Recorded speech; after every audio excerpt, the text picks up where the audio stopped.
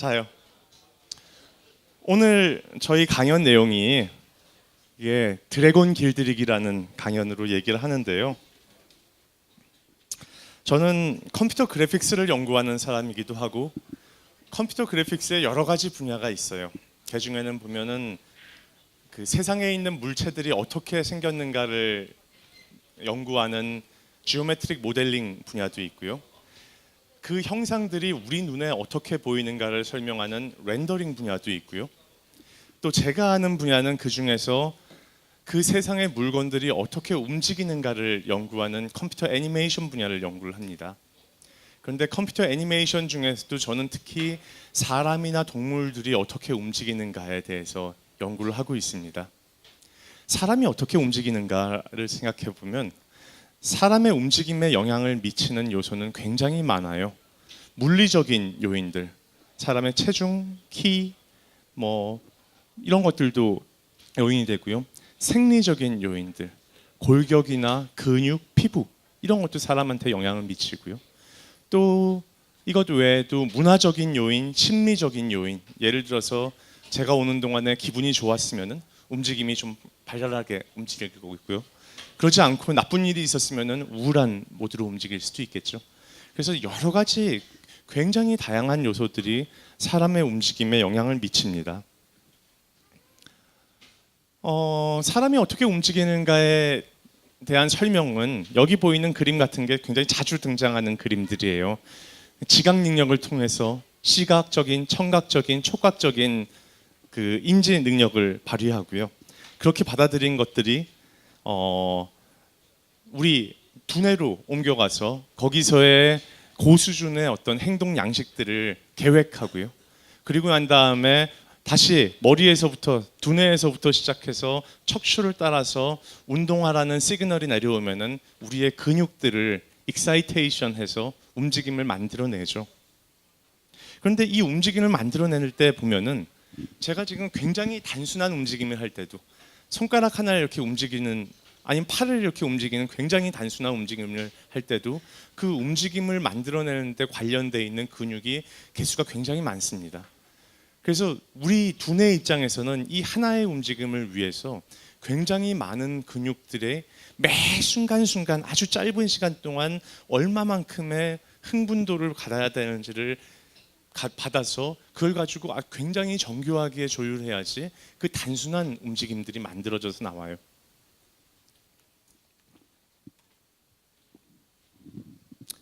이 비디오는 제 딸내미 비디오예요. 이미 딸내미 다 커서 고등학생인데요. 요거는 지금 돌이 채 되기 전에 태어나서 처음으로 발걸음을 뛸 때 비디오입니다. 제 딸내미는 이거 밖에서 보여주고 다니면 싫어해요. 아빠는 왜 그런 거 보여주고 다니냐고. 그런데 이 비디오를 보면서 하나 질문을 해볼까요? 우리는 태어날 때부터 걷는 방법을 알고 태어날까요? 아니면은 태어나고 난 이후에 배우는 걸까요? 예를 들면 이런 거예요. 사람은 원래 걷는 방법을 알고 있는데 막 태어났을 때는 몸이 성숙하지 않았기 때문에 채 걸음을 뗄 수 없었는데 몸이 성숙하자마자 자기 스스로 원래 알고 있었던 걸음걸이의 방법을 딱 시연해 보이는 거라는 거죠. 이게 아니라면은 원래 사람은 걷는 거니 뭐니 이런 거 아무것도 모르는데 그냥 태어나서 살다 보니까 아빠가 걷는 거, 엄마가 걷는 걸 보고 애도 배워서 일어나서 걸을 거라는 거죠. 어느 쪽이 맞는 것 같아요? 사람은 원래부터 걷는 방법을 알고 있을까요? 아니면 태어나서 걷는 방법을 배울까요? 앞이라고 생각하는 사람, 뒤라고 생각하는 사람. 뒤늦게 배운다는 의견이 압도적으로 많습니다. 여전히 결론이 안 난 얘기긴 하지만 동물 경우에는 여기에 답이 굉장히 명백해요. 혹시 동물의 왕국 같은 프로에서 무슨 사슴의 출산 장면 이런 걸 보면요, 사슴은 태어나서 1분만 지나면은 새끼가 펄쩍펄쩍 뛰어다녀요. 막 걸어다니고 뛰어다니고 그럽니다. 태어나서 자그마치 1년 동안이나 못 걷는 동물은 사람밖에 없어요. 나머지 동물들은 의심의 여지가 없이 이미 걷는 방법 정도는 알고 그러니까 알고 있다는 건 무슨 얘기냐면은 사람이 걷는다는 방식은 이미 세포 단계에서 우리 몸속에 새겨져 있는 것이어서 이미 알고 있는 것을 그냥 시연해 보인다는 거죠. 어떻게 믿느냐에 따라서 이것을 컴퓨터로 옮기는데 약간 방법들이 좀 달라질 가능성이 있어요. 예를 들면 이 비디오를 한번 보실까요? 이 아이는 뇌성마비 환자예요. 걸음걸이가 정상이 나고 약간 달라요. 약간 다른데 어디가 다른지 좀 구분이 되시나요? 뒤에서 자세히 보셔야 돼요. 자세히 보시면은 걸을 때 왼쪽 발도 그렇고 오른쪽 발도 그런데 오른쪽 발이 뒤꿈치가 땅에 안 닿아요. 보이세요? 뒤꿈치가 땅에 안 닿아요. 뒤꿈치가 항상 들려 있어요. 그리고 정면에서 보시면은 오른쪽 다리가 걸을 때 바깥으로 이렇게 벌어져요. 바깥으로 벌어지죠. 또 뭐가 있어요? 또 무릎이 지금 잘 안 구부러져요. 그래서 원래는 사람은 걸을 때 이게 딛고 있는 다리가 쭉 펴져야 되는데 얘는 지금 그렇지 않고 좀 구부러져 있죠. 뭔가 몸에 어떤 근육에 있어서의 약간의 정상적이지 않으면, 뼈가 정상적이지 않으면 여러 가지 것들이 상충적으로 작용하면서 지금 정상적이지 않은 방식으로 걷고 있어요. 이렇게 뇌성마비 환자들인데요. 뇌성마비 환자들에게 이런 걸음걸이에 이상이 자주 생기고 그러면은 보통 수술을 하죠. 수술을 하는데 그 수술이라는 게 대부분 뼈를 잘라붙이고 근육을 잘라붙이고 뭐 이렇게 해서 여러 가지 교정을 해주는 과정들입니다. 이런 수술들을 하고 나면은 지금 2년이 지난 뒤에 똑같은 아이예요.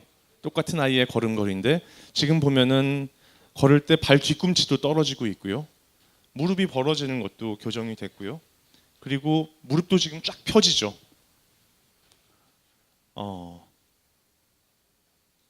그래서 이렇게 수술을 통해서 걸음걸이에 이상이 생겼을 때 이걸 보정할 수가 있습니다.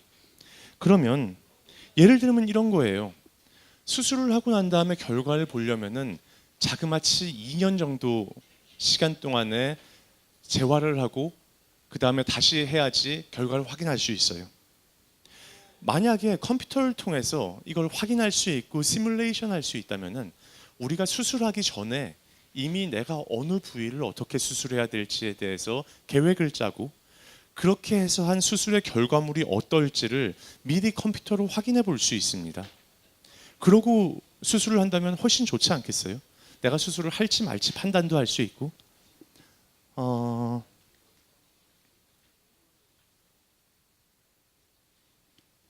이걸 위해 필요한 게 보행 예측 시뮬레이션이라고 말하는 건데요. 사람의 움직임의 골격, 근육, 힘줄 이 모든 것들을 미리 다 그러니까 컴퓨터로 모델링을 해놓고요. 이렇게 모델링된 것에다가 내가 가까이 가면은 꺼져요. 그 다음에 여기에 여러 가지 신체적인 조건, 성장, 노화, 피로도, 기타 등등의 여러 가지 조건들을 집어넣고 환경적인 조건, 경사가 있나 장애물이 있나 이런 걸 집어넣고 거기에 보조기구 같은 것들을 집어넣고 모든 조건을 맞춰주면은 그 뒤에 어떻게 걸을지 자세가 튀어나온다는 거죠. 이런 일을 하기 위해서 굉장히 중요한 게 실제 사람의 근골격 모델을 얻어야 돼요. 이거는 일반적인 사람의 모델이 아니라 특정한 사람의 이 근골격 모델을 걸어야 되니까는 예를 들어서 내가 환자인데 의사를 만나러 가면은 나의 모델, 나의 뼈는 어떻고 나의 근육은 어떻고 나의 신경은 어떤지에 대한 모델이 존재하면 그러면 정교하게 컴퓨터로 나의 움직임을 재현할 수 있죠. 그러면 이걸 위해서 필요한 게 이제 지능형 보행 분석을 통해서 걸음걸이로부터 거꾸로 사람의 근골격 모델을 얻어냅니다. 그런데 걸음걸이만 가지고는 모자라기 때문에 온갖 정보를 다 쓰죠. MRI, CT, 엑스레이, 기타 등등 모든 것들을 다 동원해서 이 과정들을 거쳐요. 이러면은 아까 수술을 할 때 내가 어떻게 수술을 하면 어떻게 걸을지 이런 것들을 알 수 있다는 거죠. 그래서 이런 게 되면은 이제 수술 전에 환자를 만나러 가면은 이 사람의 모델을 얻고 이 사람의 보행을 측정하고 난 다음에 이걸 가지고 수술 계획을 세우고 이걸 예측하고 수술 후의 보행을 확인한 다음에 수술 계획을 수정하고 하는 과정을 통해서 실제 사람들의 걸음걸이에 영향을 미치는 작업이 가능해지는 거죠. 이걸 위해 굉장히 중요하게 필요한 게 컴퓨터 시뮬레이션을 통해 보행을 만들어내는 건데요.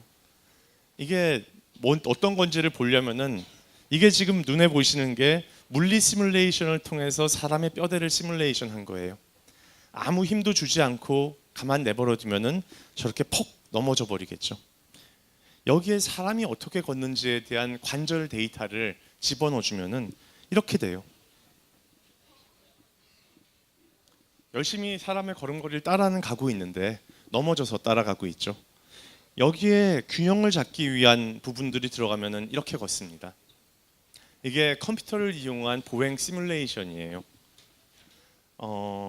사실은 휴머노이드 로봇, 두 발로 걷는 휴머노이드 로봇의 보행을 만드는 거하고 굉장히 비슷한 문제예요. 아주 유사한 문제인데, 근데 여러분들이 보시는 휴머노이드 로봇은 하나같이 천편일률적으로 로봇처럼 걷지 않아요? 어디에서 뭐 과학관 같은 데 가면 자주 보지 않으셨어요? 로봇들 걸을 때 어떻게 걸어요?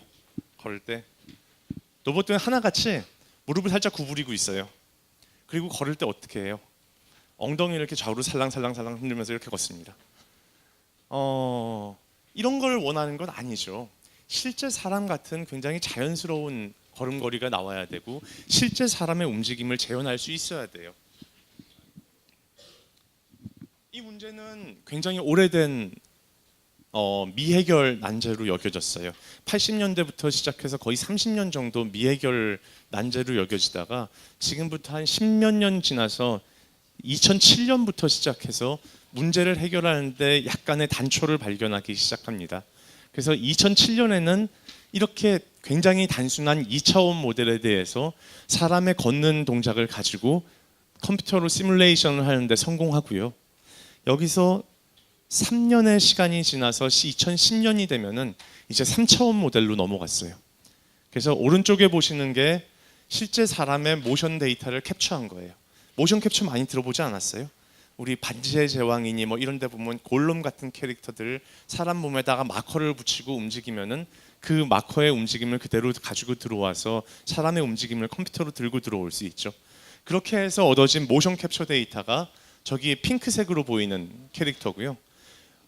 오른쪽 편에 있는 컴퓨터 시뮬레이션 한 거는 저 핑크색 데이터를 따라하도록 컴퓨터로 시뮬레이션 한 겁니다. 보면 비슷하긴 한데 약간 달라요. 약간 차이가 있어서 뭐 발 부분을 보면 조금 복잡하죠. 그리고 컴퓨터로 시뮬레이션 하는데 이제 휴머노이드 로봇들이 잘 하지 못하는 복잡한 동작들, 유턴해서 돌아간다든지 아니면 스핀해서 뱅글뱅글 돌고 뭐 이런 것들이 이제 2010년이 되면은 가능해져요. 그래서 왜 시뮬레이션을 할까요? 시뮬레이션을 하면은 예를 들면은 일반화할 수 있어요. 조건들을 예를 들면은 오른쪽 다리에다 추를 달아요. 5kg, 10kg, 15kg 계속 추의 무게를 늘려가면서 넘어질 때까지 한 15kg 되면은 여기 있는 어린애 한 명을 거기 다리에 달아놓은 셈이에요. 그러고 걸을 수 있나요? 뭐 또 동일한 컨트롤러를 가지고 하는데 오른쪽에 있는 사람의 키를 줄이고 몸무게를 줄일 수도 있고요.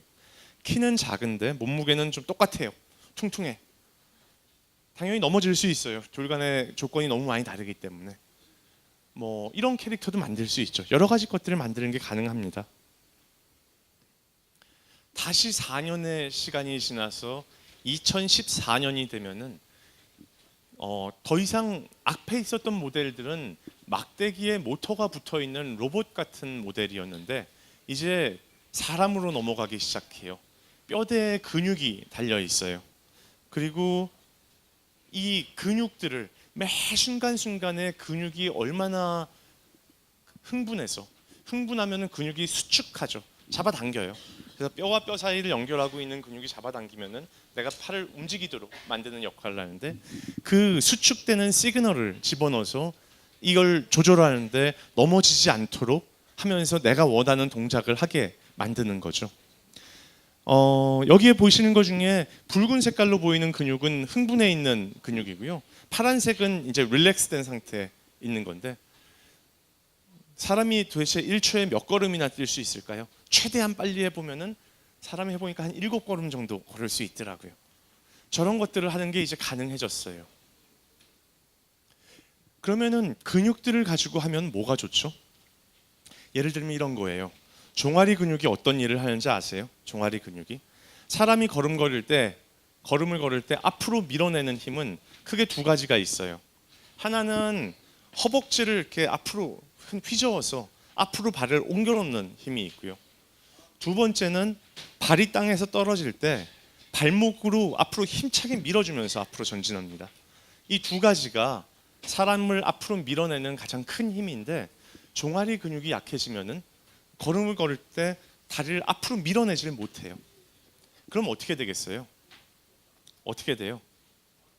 그럼 원래는 밀어낸 힘으로 여기 발이 여기 떨어져야 되는데 그까지 가지를 못하고 가운데 중간에 떨어져 버려요. 앞으로 가다가 중간에, 앞으로 가다가 중간에 이렇게 떨어지는 거죠.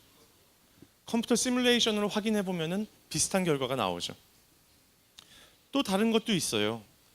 만약에 할머니들 중에 보면은 걸음을 걸을 때마다 너무 아파 그러시는 분들 계시잖아요. 그러니까 바닥을 디뎌서 힘이 가해지면은 통증이 생기는 분들이 있어요. 그런 분들은 어떻게 걸어요? 걸을 때 한쪽만 통증이 있으면 안 아픈 다리는 길게 딛고 아픈 다리는 짧게 디뎌요. 길게 짧게 길게 짧게 이렇게 걷는 거죠. 이게 지금 컴퓨터로 시뮬레이션 된 결과인데 비슷한가요? 그런데 지금 이 두 개의 결과들을 자세히 비교해 보세요. 그러면은 이걸 말로 설명하면 둘 다 다리를 절고 있어요. 그냥 다리를 절고 있는 건데 걸음걸이를 보면 명확하게 다르죠. 이게 의미하는 바는 거꾸로 사람의 걸음걸이를 봤는데 정상에서 벗어나 있다면은 걸음걸이만 봐도 어느 부분이 어떻게 잘못됐는지 알 수 있다는 얘기입니다. 그래서 의사들을 만나러 갔을 때 내 걸음걸이만 딱 찍어보면 저 걸음걸이에서 이 부분이 잘못됐구나, 이 근육이 어떻게 잘못됐구나 하는 걸 맞출 수 있다는 거죠. 이 강연 제목이 딥러닝이었는데 제가 지금까지 딥러닝 얘기 한마디도 안 했죠. 딥러닝 얘기 한마디도 안 했는데 지금 제가 이렇게 쫙 역사적인 걸 보여드렸는데 지금 보시는 여러분들이 보는 휴머노이드 로봇은 굉장히 단순한 모델로부터 만들었어요. 그래서 자유도, 이렇게 움직일 수 있는 자유도가 5개 미만의 굉장히 심플한 모델이었고요. 이게 2007년 모델, 아까 보여드린 거는 자유도가 한 10개 남짓되는 모델이었고, 이게 2010년이 되면은 3차원으로 가면서 한 100개 정도까지 개수가 올라가요. 그러다가 2014년도에 근육이 붙기 시작하면 자유도가 1000개까지 올라가고요. 그 다음에 여기에 근육을 조금 더 정교하게 모델링해서 이제 이렇게 볼륨을 가지고 있는, 사람의 근육은 선이 아니잖아요. 이렇게 볼륨을 가지고 있죠.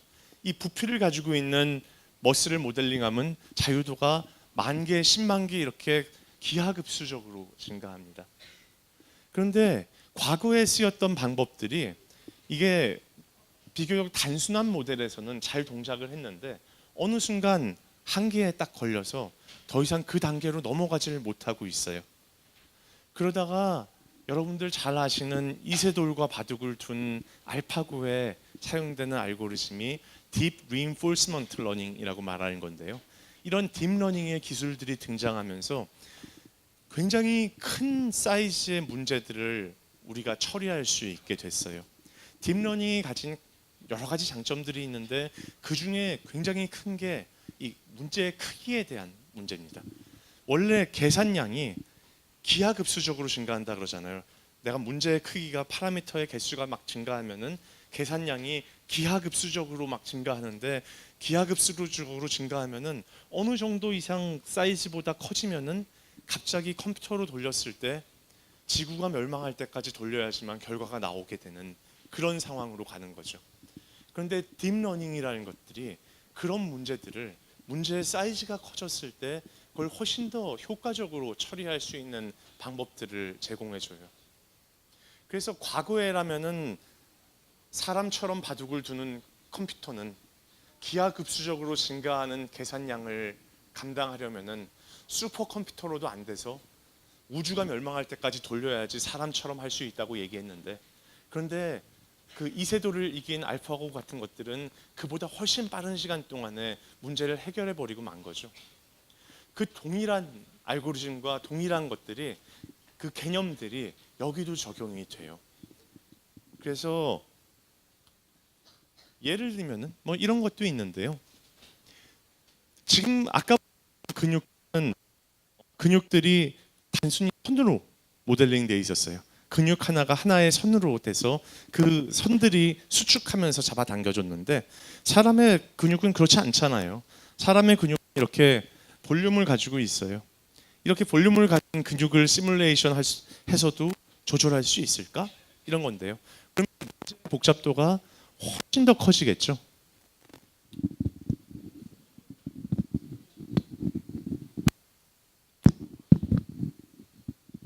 지금 이 모델은 뼈대 위에 이게 볼륨을 가진 머슬들을 붙인 채로 저글링을 하고 있어요. 그 머슬들을 액추에이션해서. 처음 본 게 막대기에 모터가 붙은 모델이었다면은 이게 두 번째 봤던 이 선 형태로 되어 있는 근육이었고, 이거는 지금 볼륨을 가지고 움직이는 근육입니다. 그래서 여기에 바이셉스 머슬이 있는데, 바이셉스 머슬이 사실 두 조각으로 나눠져서 동작을 하는데, 각각에다가 이걸 근육을 흥분하도록 하는 시그널을 넘겨주면은 그거에 따라서 근육들이 조절되고 움직이고 뼈를 잡아당겨서 움직임을 만들어냅니다. 그래서 뭐 예를 들면은 이런 것도 만들어 볼 수 있는데요. 우리 바이셉스 근육이 너무 약해져 있어요. 그러면은 이걸 들어올릴 수가 없다가 점점 운동을 해서 점점 근육이 커지면은 힘이 세지면서 이렇게 딱 바벨을 들어올릴 수 있게 되는 거죠. 이런 것도 시뮬레이션 할 수 있고요. 또 이런 아이디어들이 사람을 시뮬레이션 하는 데만 쓰이는 건 아니에요. 이걸 가지고 새가 날아가는 움직임도 만들어낼 수 있습니다. 그래서 예를 들면은 이런 건데요. 비둘기예요. 아주 착하고 예쁜 비둘기입니다. 말도 잘 듣고 우리 마술사들이 마술을 할 때 쓰는 비둘기여서 매지션스 피전이라고 불러요. 근데 이 매지션스 피전에다가 마커를 붙였죠. 마커를 붙이고 난 다음에 얘를 모션 캡처 스튜디오로 가서요. 수원에 가면 융합기술원이라는 데가 있고, 거기에 이 모션 캡처 스튜디오가 있는데, 저기에 가서 마커를 붙인 새를 날려보면은 이렇게 그 마커의 움직임을 컴퓨터로 가지고 들어와서 뼈대의 움직임들을 다 확인해 볼 수 있습니다. 이 새가 어떻게 날갯짓을 했는지. 근데 새의 움직임을 확인하는 데는 뼈대만 가지고는 모자라요. 왜냐하면은 이 깃털이 굉장히 중요한 역할을 하거든요. 그래서 자세히 보시면은 새가 아래쪽으로 날갯짓을 할 때는 깃털들이 전부 다 나란히 서서 이렇게 막을 형성하는데요.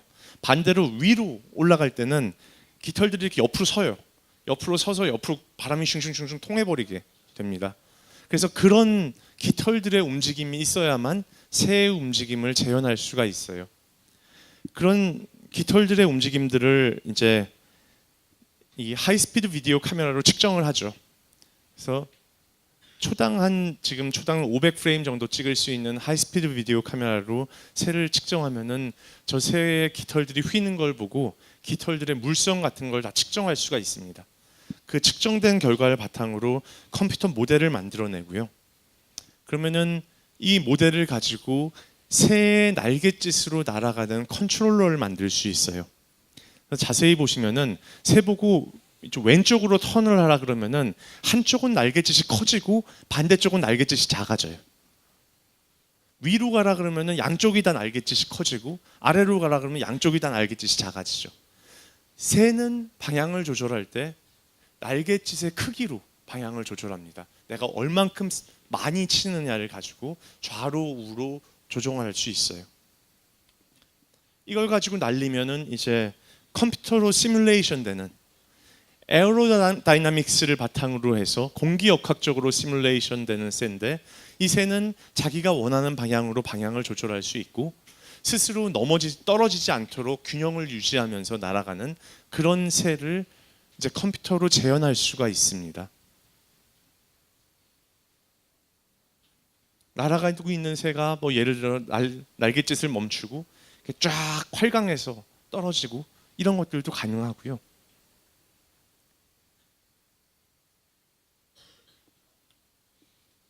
이제 좌우를 비교해 준 건데요. 사이드 바이 사이드로 보면은 조금 다르긴 다르죠. 뭐 열심히 맞추긴 맞췄는데 그래도 조금 다른 차이는 있지만 그래도 꽤 비슷하게 맞춰지는 걸 알 수 있고요. 이제 새가 실제 새가 아니라 컴퓨터로 시뮬레이션 하는 거니까 우리 맘대로 실험을 해볼 수 있죠. 날아가는 새를 밀어볼 수도 있어요. 예를 들어서 5뉴턴, 뭐 10뉴턴 이렇게 힘을 줘서 밀 수 있는데 저 새는 체중이 불과 230g에 불과합니다. 저 새한테 5뉴턴이라는 힘은 무지막지하게 센 힘으로 미는 거예요. 사람으로 따지면은 옆에 와서 그냥 저기 처박힐 때까지 확 미는 거예요. 그러면은 당연히 균형을 잃고 떨어질 수도 있고요. 날아가는 새한테 깃털을 한쪽에만 뺐어요. 몇 개. 여기는 3개, 빨간 건 3개, 초록색은 4개 뽑은 건데 그럼 어떻게 돼요? 그러면 왼쪽 날개에 힘을 못 내니까는 이게 방향을 왼쪽으로 돌리는 건 되는데 오른쪽으로 돌리는 건 잘 안 돼요. 한쪽에만 깃털을 뺐기 때문에. 그래서 이게 원래 새 3개 뽑은 거, 4개 뽑은 거 이렇게 가는 거죠. 그럼 이제 마치 컴퓨터 게임처럼 내가 하늘을 날아가는 새를 조절할 수 있어요. 왼쪽, 오른쪽 버튼을 눌러서 거의 컴퓨터 게임이죠. 내가 원하는 대로 방향으로 날아가는 그런 가상의 물리적으로 시뮬레이션 되는 새를 만들어낼 수 있습니다. 앞에 보시는 거는 일종의 회오리 바람 같은 거여서 그 안으로 들어가면은 위로 막 밀려 올라가는 힘을 만들어내요. 그런데 또 어찌 떨어지지 않고 힘들게 균형을 유지해서 날아가는 겁니다. 지금 본 새는 데이터를 가지고 모션 캡처라는 방법을 이용해서 데이터를 가지고 러닝한 거예요. 우리 인공지능 하는 사람들이 요즘 머신 러닝 하는 얘기 많이 하죠. 머신 러닝을 하면은 데이터가 존재해야지 많은 데이터를 어떻게 얻어내야 되느냐 뭐 이런 얘기들을 합니다. 그 많은 데이터를 우리 같은 경우 새는 이제 모션 캡처를 통해서 그 데이터를 얻어냈었고 그 얻어진 데이터를 통해서 새가 어떻게 날아가는지를 학습했던 겁니다. 그런데 이제 더 이상 새가 아니라 용이에요. 용을 가지고 똑같은 일을 하고 싶어요. 그러면 어떻게 해야 돼요? 어디 가서 용을 한 마리 잡아와야 되나? 세상에 존재하지 않는 드래곤을 데리고 하늘을 날도록 만들려면은 우리에게 데이터가 없다는 겁니다. 그러면은 데이터가 없는 상태에서도 이런 학습을 할 수 있을까? 뭐 이런 거죠. 그래서 여러분들 신문에 나온 기사들을 보면은 이세돌이를 이긴 알파고가 있었고요. 그러고 한두 해 지나고 난 다음에 알파고 제로라는 게 나왔어요. 알파고는 원래 사람들의 기보로부터 바둑을 두는 것들을 학습한 결과였습니다. 그런데 알파고 제로는 뭐라 그랬냐 하면은 아무런 학습 데이터를 가지고 있지 않은 상태에서 밑바닥에서 아무것도 없이 바둑의 규칙만 있는 상태에서 바둑을 배우는 과정을 할 수 있었다는 거죠. 이것도 똑같은 아이디어예요. 거의 비슷한 시기에 나온 논문인데 이 경우에는 학습 데이터가 전혀 없는 상태에서 용의 몸의 구조만 주고 난 다음에 이 용이 어떻게 하늘을 날 수 있을까를 학습하겠다는 거죠. 스스로 해보고 뭐 잘 되면 잘 되고 실패하면 실패하고 그 경험의 결과들을 평가해서 내가 날갯짓을 이렇게 해봤더니 좀 잘 됐고 그 다음엔 이렇게 했더니 좀 잘 안 됐고 내가 계속 시도하고 경험에 대해서 평가하는 과정들을 통해서 날아가는 방법을 배웁니다. 그렇게 얻어진 게 이거예요. 아까보다 모델은 좀 훨씬 단순하게 만들긴 했는데 어쨌든지 간에 그 우리가 준 거라고는 아무런 학습 데이터가 없이 뼈대와 구조와 이런 것들만 준 상태에서 하늘을 나는 방법을 배우라 그랬는데 아까 새보다 훨씬 날렵하게 날 수 있습니다. 아까 새는 우리가 처음 얻었던 데이터가 주는 범위 내에서만 움직일 수 있었는데 외려 데이터가 없이 한 이 결과들은 훨씬 더 날렵하게 움직이는 게 가능해졌어요. 그리고 이거는 이제 어려운 말로는 비지오 모터 컨트롤이라 그러는데 여기 보이는 이 영상은 이 드래곤의 입장에서 자기 앞에 있는 영상을 화면을 찍은 거예요. 그래서 깊이까지의 정보가 나와 있는 겁니다. 흰색은 나로부터 그러니까 가까이에 뭐가 있다는 얘기죠. 그래서 내가 눈으로 본 결과를 바탕으로 내가 어떻게 방향을 움직여서 장애물을 피해서 날아가야 될지를 배운다는 거죠. 꼭 날개가 2개만 있어야 되는 건 아니었어요. 6개를 달 수도 있는데요. 그러면은 이제 날갯짓을 할 방법이 여러 가지죠. 6개의 날개가 다 같이 칠 수도 있고요. 교대로 칠 수도 있고 뭐 트위스트해서 칠 수도 있는데 여러 가지 스타일의 나는 방법을 가르쳐 주면은 각각에 대해서 알아서 다 그 날아가는 방법들을 배울 수가 있습니다.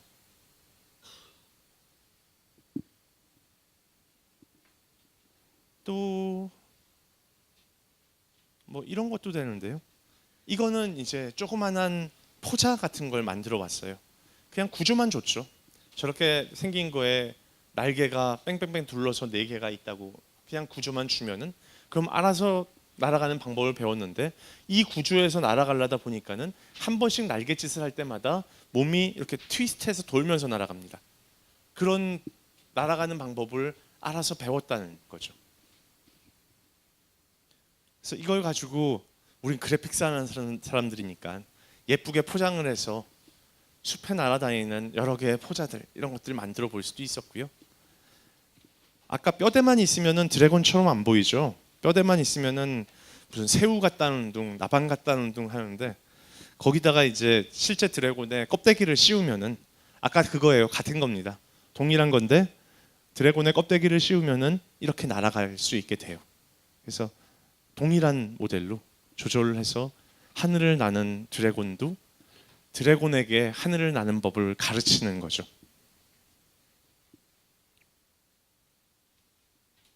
조금 더 나오면은 이 결과는 2008년 겨울에 나왔으니까 나온 지 불과 몇 달 안 돼요. 몇 달 전에 나온 결과물인데 이 여러 가지 동물들이 하늘에서 묘기 비행을 하는 겁니다. 내가 이 드래곤 보고는 먼저 X축으로 한 바퀴 돌고 Y축으로 한 바퀴 돌라고 가르쳐 줬어요. 이거는 이제 G축으로 돌라고 옆으로 돌면서 이렇게 트위스트해서 돌면서 빠져나가죠. 아니면은 지그재그로 막 진짜 어렵게 진짜 새는 저렇게 날 수 있을까요? 저도 궁금한데요. 뭐 이런 것들도 가르칠 수 있고요. 아까 날개 6개 달린 뭐라고 불러야 될지 잘 모르겠어요. 그런데 하여간 이 6개 달린 동물도 스스로 나는 방법을 배워서 다양하게 하늘을 날아가는 게 가능합니다.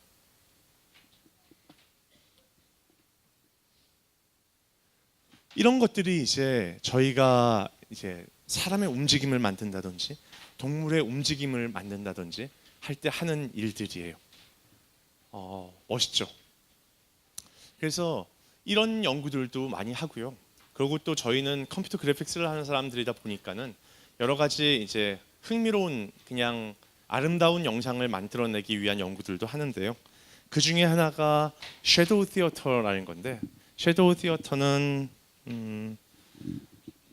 이게 사람들을 손으로 이렇게 영상을 뭐 그림자를 만들어서 여러 가지 무늬 만들잖아요. 개도 만들고 나비도 만들고 그러는데 섀도우 티어터는 어떻게 하냐 하면은 여러 명의 사람이 몸 전체를 이용해서 합심해가지고 어떤 특정한 모양을 만들어내요.